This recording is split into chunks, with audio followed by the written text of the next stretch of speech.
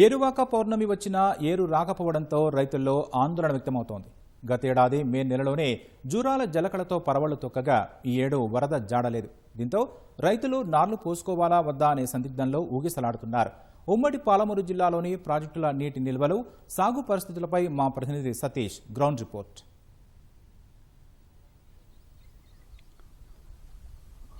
రాకేష్, ఏరువాక పౌర్ణమి అంటే రైతులకు పండగ రోజు. ఏటా ఏరువాక పౌర్ణమి వరకల్లా నారుమల్లు సిద్ధం చేసుకుని విత్తనాలు చల్లుకొని నారు అలికిడి చేసుకుంటారు. అయితే ఈసారి మాత్రం ఏరువాక పౌర్ణమి రైతులకు పండగ వాతావరణం కంటే ఆవేదననే మిగులుస్తుంది. ఎందుకంటే గతేడాది ఈ పాటికల్లా జలాశయాలన్నీ నిండుకుండలను తలపిస్తుండగా ముమ్మరంగా సాగు పనులు సాగేవి. ప్రస్తుతం మాత్రం ఎక్కడ చుక్క నీరు జాడలేకపోవడంతో పంట వేయాలా వద్దనే ఆందోళనే రైతులను వేధిస్తున్నది. ప్రధానంగా ఉమ్మడి పాలమూరు జిల్లా పరిస్థితి చూసుకుంటే నారాయణపేట జిల్లా కృష్ణా మండలం తంగిడి గ్రామం వద్ద కృష్ణా నది తెలంగాణలోకి ప్రవేశిస్తుంది. దీనిపైన ప్రధానమైన ప్రాజెక్టులో రాజీవ్ బీమా ఎత్తిపోతల పథకం ఒకటి.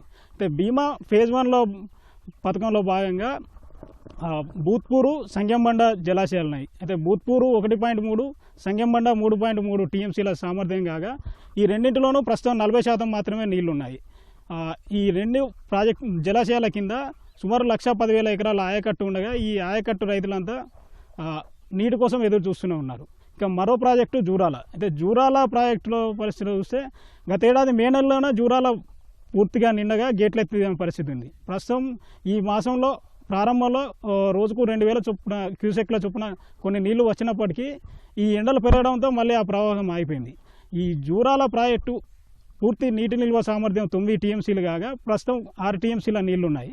అయితే ఇందులో సిల్ట్ అంటే పూడిక 3.5 టీఎంసీల పైగా పోతే కేవలం 2.75 టీఎంసీల నీళ్లు మాత్రమే జూరాల్లో అందుబాటులో ఉన్నాయి.